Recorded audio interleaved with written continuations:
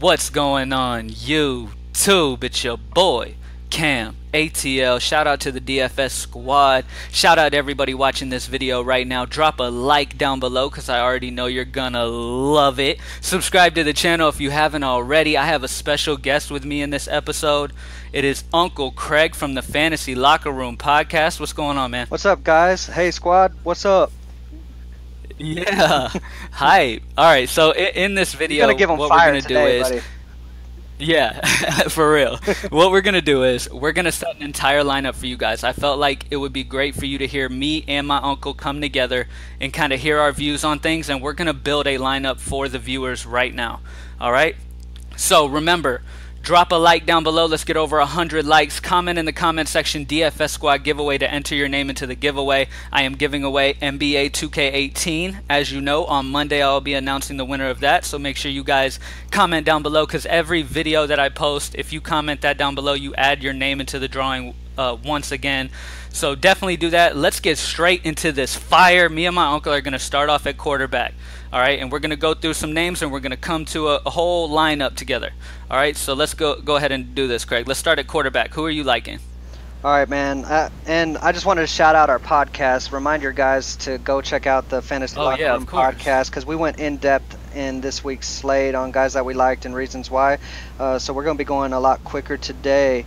But we basically, when we talked it out, we kind of ruled out a lot of these big name guys, and we got to some of the value, and some of the guys that we got to are in the biggest games of the week, and that's with Matthew Stafford, Kirk Cousins, Derek Carr, those names, you know. And yeah, man, the more I think about it, the safest cash game play of the week to me based on value, I think I landed on Matthew Stafford.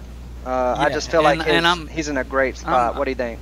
And I'm definitely with you on that. I mean, I mentioned Matthew Stafford in multiple videos, and I mean, he's against Atlanta's defense, whose secondary is bad. They're giving up over 279 passing yards a game to quarterbacks, and they're allowing nearly 2 passing touchdowns a game to quarterbacks. I can see Matthew Stafford throw 3 to 4 here. So yeah, I think the game script is perfect. They're in the dome on the turf. Atlanta is a beast. I mean, this just screams Matthew Stafford. I was close to locking him in. You know, I'm going to play him quite a bit in my GPPs as well. But for cash, I think Stafford is probably our safest bet at quarterback this week. Yeah, he's got tremendous upside. So perfect matchup. All right, let's go to running back. One guy that I've mentioned a lot is Theo Riddick. What do you think about Theo?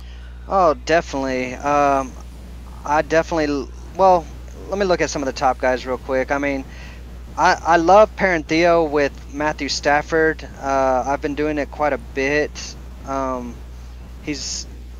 think this is a perfect spot. Atlanta gives up a lot to the pass-catching running backs. Theo Riddick's in that spot. They're going to hopefully be down if we're predicting this game script correctly, which means a lot of Theo Riddick at 5,100. I think that's great value. So for cash, I think he's a pretty safe play. I really do like him. Yeah, and he's got that upside, especially in a game that's going to require a lot of passing. Let's go ahead and lock him in. You want to? Yeah. Oh yeah. Lock in Theo. Let's talk about some other guys at running back, man. We've got Le'Veon on this slate going against Chicago. That's a great matchup. But I kind of want to spend up higher on wide receivers, seeing that receivers are the PPR main. You know, right. They have the more upside when it comes to Draftkings. Le'Veon feels like a good GPP play. Don't get me wrong. I still think he might be decent in cash. He has that potential to be bust out for 40 points, you know. So right.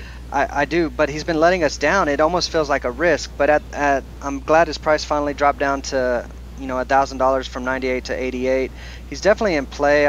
Jay Ajayi has one of the best matchups at 7,700. I like that too. Yeah, the Jets used to be known for their run stopping, and now it's just non-existent. So I feel like Ajayi is in consideration there. Ty Montgomery. Right, I love Ty every single weekend. I mean, what do you think about going another cheap running back with PPR upside in a game that's the highest scoring on the slate, and being able to pay up more at receiver? Oh, I do like that. You got Chris Thompson in Washington. Obviously, you know Kelly's banged up. There's a chance that he still plays, but you got to expect in a game script like this that Chris Thompson's going to be the main one on that field. I agree with that. I mean, I don't necessarily think we're going to get I don't think we're going to get that 25-point game out of him like he got last week. I mean, he only had 3 attempts, and 2 of those were touchdowns, and he had 3 receptions. Right, but he had 7 targets. Exactly. And that's the thing in the game that's the highest scoring on the slate. Washington's going to be down against Oakland. He's going to get so many targets. And if you look, week 1 he got 15, week 2 he got 25, and now he's got the best matchup of the year so far. Right, like exactly. Like if he gets even his 15 that he got the week 1, right, from 3 attempts and 4 receptions and 50 yards and a touchdown, which I could see that happening easily in this script.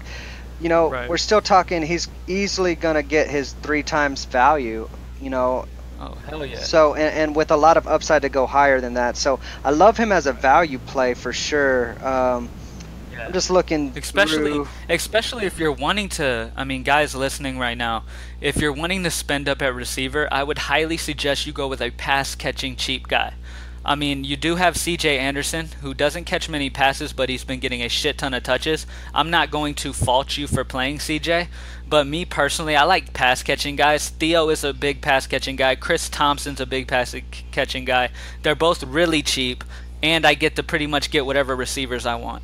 Right. I feel you. But you know what? Let's leave that open for now. Let's come back to back to that. Let's go ahead and move on to wide receivers. That's fine. It all comes out to build, guys. If you like the build that you have and you can fit in a bigger running back, go for it. If you like the build you have and you get stuck with that value guy, that you're still liking, go for it.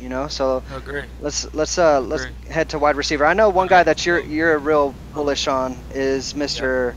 AJ Green. You want to tell the guys why you're so big on him? I pretty much just want to lock him in right now. They got a new offensive coordinator. They finally got rid of the old one. AJ was pushing for that. He wanted something new anyways. And now in this scheme that he runs, the new offensive coordinator runs, he likes to bunch up the receivers, which ends up leaving the main receiver open majority of the time. I think it's going to open up a lot for AJ Green here in this offense now, and I loved him before. I expected the biggest game of the year so far in him to finally be AJ Green before, but now that I heard that offensive coordinator hit the road, he's pretty much a lock for me here. At 81, I love his upside. Yeah, and I think people might be off of him a little bit. He hasn't been horrible. 12 points and 12 points basically. And Green Bay allows 185 yards a game to receiver. Yeah, I do like that. And you're saving that money from the big guys like Julio and Antonio, and you're getting quite a discount to get potentially the best wide receiver of the slate. Yeah, so and like you said, I think his ownership's going to be lower than normal because he hasn't been the old AJ Green yet, and I think this is the game where he actually becomes that old AJ Green, and you get him with low ownership. Right, with all the factors involved, dude, I think he's a pretty safe bet. I'd put him in my lineup. Okay. So I agree with you. Let's lock him in. AJ in. Okay. All right, cool. So far we have Matthew Stafford, Theo Riddick. We're waiting on the second running back right now, and then AJ Green at receiver. What's the second receiver that you're liking a lot? Well, okay, so we went Stafford, and I know we paired him with Riddick. And normally, guys, you don't want to pair your running back with your QB, and I know you already touched on this, but Riddick is in here because of his pass-catching ability. That's the reason why he's in his lineup. Exactly. I don't mind stacking 2 players with my quarterback, okay? Especially if I think he's the best guy. Are you thinking Tate? I'm thinking Tate. I'm thinking Tate. You know me. I love this stack. Tate plays out of the slot, and what does Atlanta do? They give up a lot to pass-catching backs and a lot to slot receivers. So it's gonna be a Tate and Riddick show. Yeah. So I love it. I agree with you. I love that you brought him up. Lock him in. Lock them in. Okay, cool. And on cash, normally you can get away without stacking on cash, but it's still a pretty decent strategy if you really have a feel for the game and you're liking it. Pretty much in every sport, you want to get a stack involved. Tate pretty and much Riddick every line. Yeah, Tate, Riddick, and Stafford's game flow against Atlanta at home is just too perfect this week. I don't see a better one. Yeah. It's definitely it's awesome. And this next guy that I'm going to mention that I'm loving this week. He's in a great game script situation, highest scoring game on the slate. Michael Crabtree. Yeah. I love Michael Crabtree, man, and because we're saving at running back, I feel like we can get any receiver we want. You decided you wanted Tate in that Detroit-Atlanta game, which I totally agree with. Do you agree with throwing in Michael Crabtree, who has looked amazing this year, in a high scoring game against Washington? Yes, and look, people are going to think that we're probably chasing points on this, but here's the deal. You have to choose between the two, Amari Cooper and Crabtree.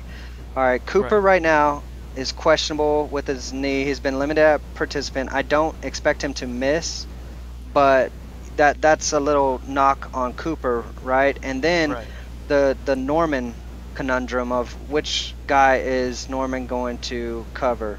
Right. And Norman's, I mean, and it doesn't matter because if Norman matches up with Crabtree, Crabtree can still catch a touchdown over him exactly. easy. Just a much bigger guy. Bigger, exactly. Way bigger. So the Norman factor doesn't really matter. Crabtree's touchdowns just make him the safer play, in my opinion, for cash. Now, that doesn't mean that Amari isn't going to come out and just beast him, go for 180. I mean, look. Long stuff. Look. His past game, the game he had last weekend, the 32 points he put up against the Jets, that's amazing.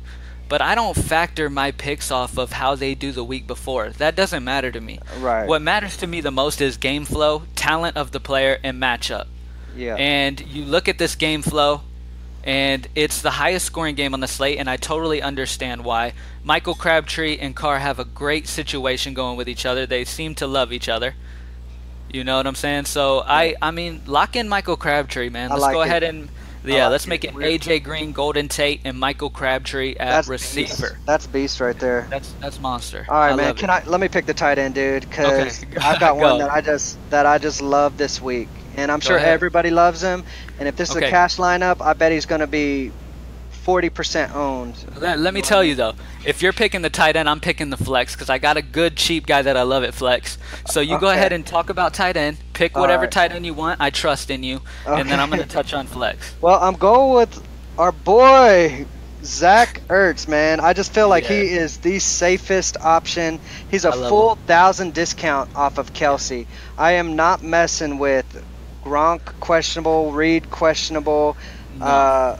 Olsen's hurt and Jimmy Graham, so there's some value at tight end, and maybe we go back and change this depending on how the rest of this build goes. But you seem real excited about Ertz. Do you want some slow music so you can really talk to him? Zach Ertz, please, Ertz, we love you. You have saved me multiple times already this season. Okay, and I just want you to do it again. All right, I want you to make us all some money. Yep, talk to him. Zach, we love you. Now, I'm a Dallas Cowboy guy. We are like star-crossed lovers, okay? Yeah. I'm Romeo and you're Juliet, but we can come together. Listen. Right? The romantic music is off. All right? Sorry. You need to stop setting me up like that, dude. I know. All right. Tell them to go back and listen to the podcast, and they'll get this. But, yeah, can we lock Zach Ertz in? Yeah, log him in, man. That's been the guy I've been looking out to. I mean, when you look at tight end, you don't expect too much normally. People kind of just wing their tight end most of the time, but honestly, the Giants are giving up the most in the league to tight end, which is 65 reception yards a game to tight end. And Ertz has had 5 red zone targets this year. Nice. So already. Yeah. Oh, I think he's perfect. He's got the matchup. He's got the target share. He's got the price. I mean, if he was the 6,500 guy, we might be able to stay away from him. But man, he's not even the highest tight end. So, and he's a full 1,000 less than Kelsey. So no, I agree. I'm in love with him. Honestly, I would be with him in more than just the DFS way. Okay. You know what I'm saying? All right, so go back to running back, and let's go ahead and fill that second spot that we didn't fill yet. I'm going to give you my opinion. You tell me if you agree. We're talking about saving. We talked about Chris Thompson for Washington in a high-scoring game. I mean, we already have Michael Crabtree in this line. Chris Thompson's going to be the guy. If you ask me, in a high-scoring game script, Chris Thompson's going to be the guy in that game, and he's pretty much their main receiver other than Terrell Pryor. And Pryor hasn't done what I've been expecting him to do this whole season so far. So Chris Thompson's been very solid so far. best game script of the year for him. I think it's the best matchup of the year so far. What do you think, man? Can we lock in Chris Thompson? He's super cheap, and I love him. He's already in like at least 30 or 40% of my lineups that I've made. So yeah, of course I could put him in here. There's also his boy that's the same price as him, Sam J. Pirine also. So like if I was building this lineup just for me, I might, if I was going to do this route, just because I don't know which one exactly will be better, even though I assume it will be Chris Thompson based on game script, I may mix and match those two just in that spot. But as far as sending one out that we feel most confident about to your people, I feel more confident about Chris Thompson than I do Sam J. Pirine. I'm with it, dude. I'm fine with that. For sure. Yeah, I'm way more confident in Thompson than Pirine right now, at least. All right, so how much does that leave us? 3,400 each. So since we're down to 3,400 average, let me go pick the defense that I like. And I don't think we're going to be able to. Okay, cool. So, everybody's going to be playing 3,800 for the Patriots, right? And this build that we've got going so far, they're not going to really fit very well. So we have to scrimp somewhere. And one of my favorite places to save this week on defense, and it is kind of risky, but I feel confident with this risk. I like going with the Tennessee Titans. I thought you were going there. I thought you were going there, and I like it. Offensive line. They're at home, so they are favored. And Seattle just has not been moving the ball very well. Nope. They've been getting pretty, dominated by San Francisco and we talked Green about. Bay. I mean, look, we've talked about how Russell Wilson got some vagina and he's never been the same, and I truly believe that.